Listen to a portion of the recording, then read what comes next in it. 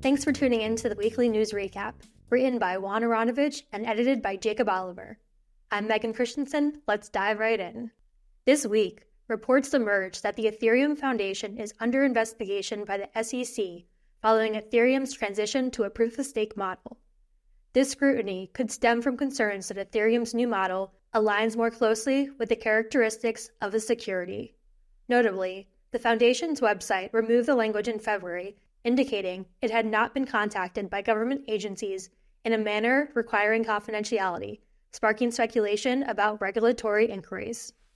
Fortune's investigation suggests that the SEC's interest was piqued shortly after Ethereum's shift to proof-of-stake, probing how this governance model impacts its legal classification. The removal of the Ethereum Foundation's, quote, warrant canary, end quote, and confidentiality language coincides with Fortune's report of U.S. companies receiving subpoenas related to Ethereum, hinting at an extensive review by the regulator. The potential classification of Ethereum as a security by the SEC carries significant implications for the cryptocurrency's ecosystem and for pending Ethereum ETF applications by major financial institutions. Bloomberg ETF analysts James Seyffart and Eric Belhunas have adjusted their outlook on the approval of spot Ether ETFs by the SEC, now predicting a likely rejection.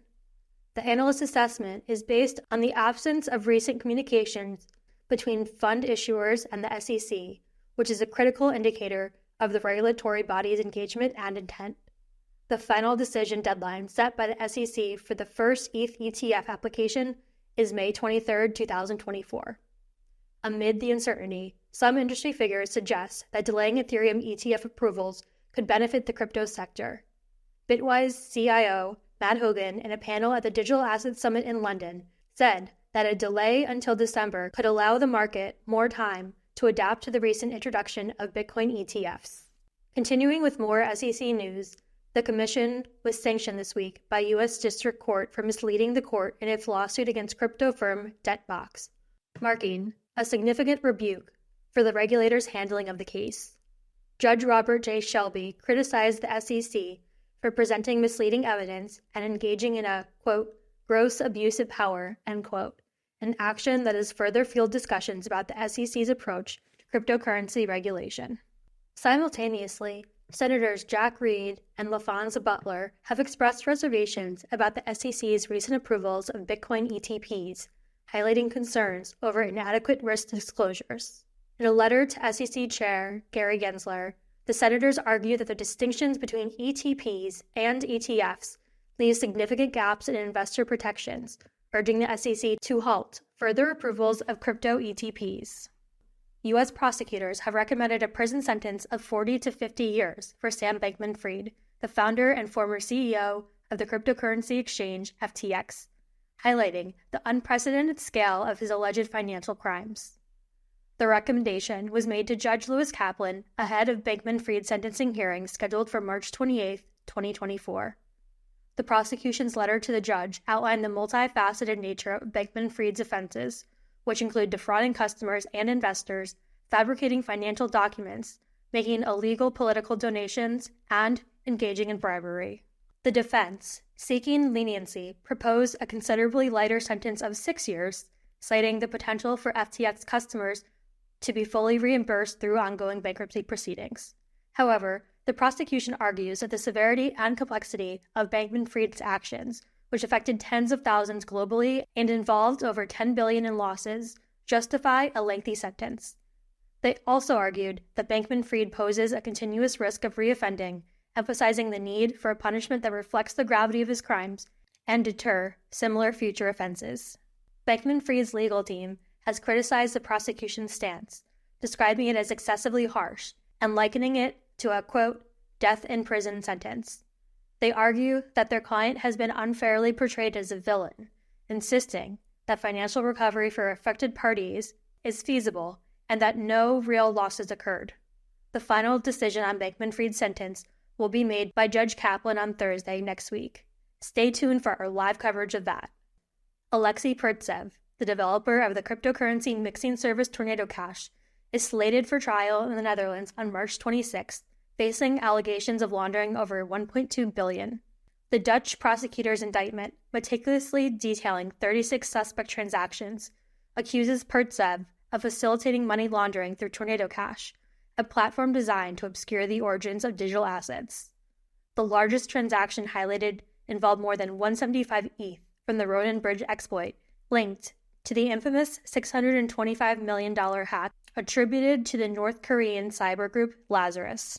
Pertsev, arrested in August 2022 and subsequently placed under house arrest with GPS monitoring, has consistently denied any wrongdoing. His legal representation, led by Keith Chang, challenges the indictment's lack of specificity regarding Pertsev's alleged criminal actions. The case has ignited a firestorm within the crypto community, with supporters decrying what they see as an overreach into the realm of software development and coding. Influential voices, including Coinbase and the Blockchain Association, have rallied to Pertsev's defense, arguing that the mere act of developing software should not be conflated with criminal activity. Dutch prosecutors, while acknowledging the legality of cryptocurrency mixing services in principle, emphasize that the laundering and concealment of criminal proceeds remain punishable offenses. This trial is not only a pivotal moment for Pertsev, but also a potentially precedent-setting case for the broader crypto and open-source communities. Arrington Capital, an investor in the EtherFi liquid staking protocol, has drawn attention and criticism from the crypto community for offloading nearly $700,000 worth of freshly airdropped ETH tokens to Binance, sidestepping the intended vesting schedule. According to blockchain analytics firm Nansen, Arrington Capital distributed 5,000 ETH, the liquid staking token of EtherFi, across 10 wallets to claim 200,498 ETH tokens, which were then consolidated and sold on the exchange. This maneuver raised eyebrows for potentially exploiting the airdrop mechanism, as distributing assets just below the threshold allowed Arrington to avoid the vesting schedule set for holdings above 25,000 tokens. Critics, including on-chain sleuth Zach XBT, labeled the action as a Sybil attack, suggesting a deliberate attempt to secure a larger allocation by using multiple addresses.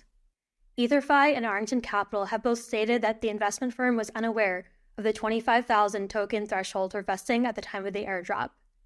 EtherFi acknowledged being informed about the use of multiple wallets by Arrington, but did not consider it a Sybil attack.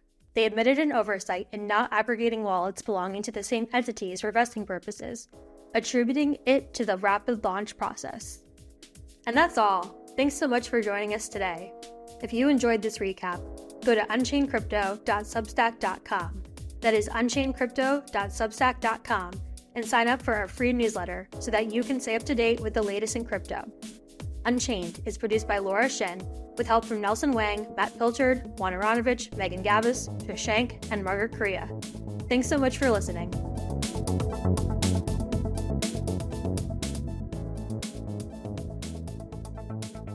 Unchained is now a part of the CoinDesk Podcast Network.